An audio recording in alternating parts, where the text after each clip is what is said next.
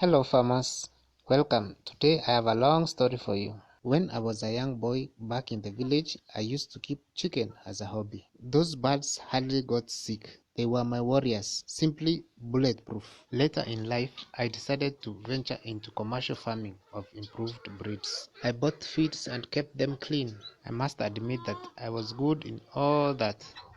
But one tragic morning, when coming to feed the birds, I found this. The dead bodies of the birds looked like they had been electrocuted all night long. My uncle's turkey also died. If he only knew what was the problem. Lucky for me, else this would have been interpreted like an act of war. Today, let's talk about Newcastle disease. I am using the color vaccination schedule in my farm. So, what is Newcastle disease? There are three virus strains causing Newcastle disease. Velogenic is the most fatal strain. Lentogenic strain is the least fatal strain, and it is the one used to vaccinate chicken. After this vaccination, the birds will develop immunity towards the fatal velogenic and mesogenic strains. Newcastle disease is basically acute respiratory disease. It is quite similar to COVID-19 that affects humans. After infection, the virus will multiply in the respiratory system and the nervous system. After about a week, the bird will start actively shedding the virus through the breath, the tears, the saliva, and in the droppings or the manure. Poorly vaccinated birds may survive after some supportive care. Otherwise, death is inevitable, and fatality may be up to 100%. Although it may be too late, the birds will show some signs and symptoms. The severity of the disease on the flock will depend on the age, with the young ones being hit hard, the virus strain affecting your flock, velogenic strain is most deadly, and then the host susceptibility. The local chicken has higher chances of survival. And that's it. Enough with the theory. Let's prepare the vaccine. We will use lentogenic live vaccine. The vaccine is stored in a fridge. You can use ice packs to transport the vaccine from the agrovet shop to the farm. The recommended storage temperatures for this vaccine is between 2 and 8 degrees Celsius. And so there is no need to freeze the vaccine. The vaccine is sold in doses. I have 75 chicken, so 100 doses is enough for my flock. It is a good habit to check the expiry date of the vaccine. Now, let me check the items we will need to prepare the vaccine. Distilled water. This is bought with the vaccine. Eye drops bottle. It is the same one used for eye drops or eardrop medication. You can recycle one, but you have to wash it clean. And finally, a vial of the vaccine. I put aside all the other materials so that I'm left with just what is necessary on my operating table. Lest I forget, I will also need a needle, a 20 ml syringe, and a pair of side cutters.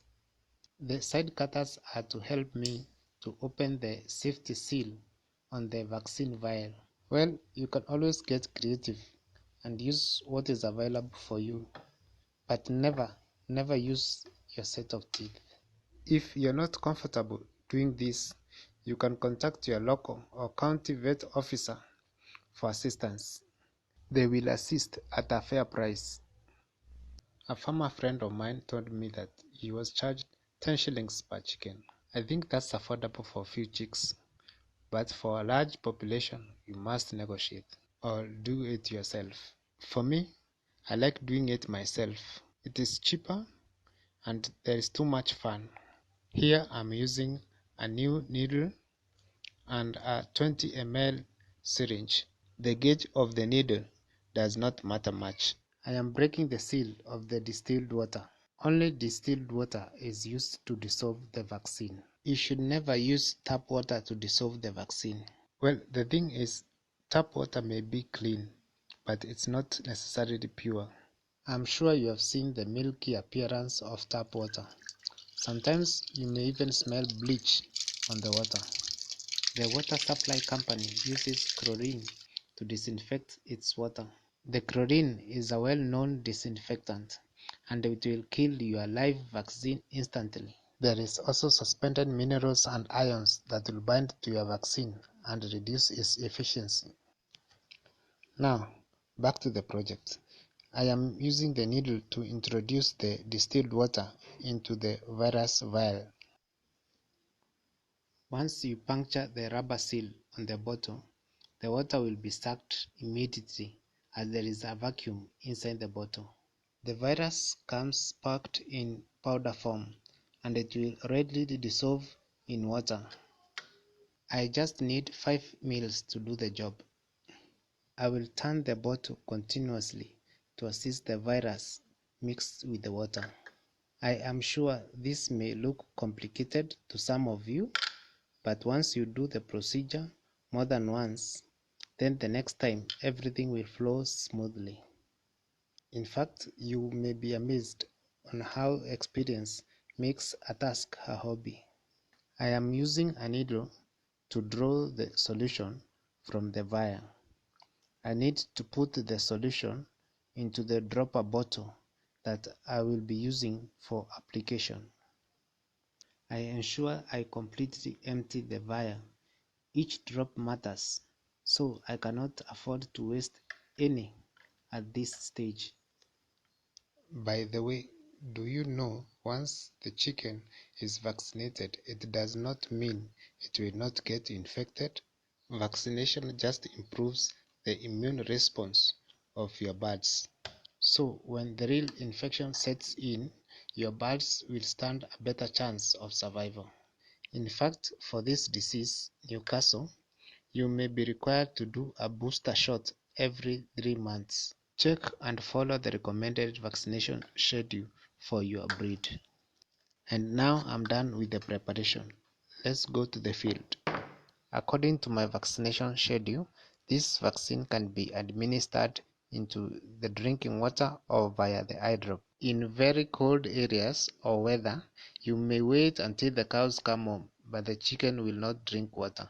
So I think the eye drop will work. In hot areas, you need to starve the chicken off water for about 3 to 5 hours and then introduce the vaccine in the drinking water. This will ensure maximum uptake.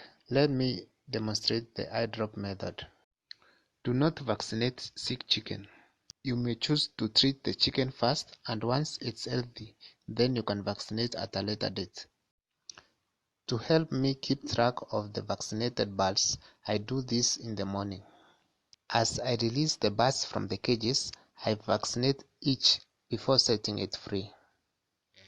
This is the most involving method of application, but I like it.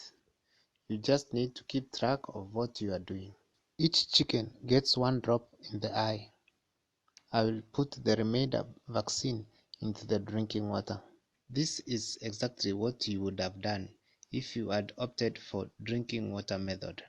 You may choose to boil the water and then cool it, or put the water in the direct sunlight for about 6 hours before using it for this purpose. Just find creative ways in reducing the choline levels in the water. Check on more videos on how I control other poultry diseases in my farm. Thank you for watching. Like and subscribe.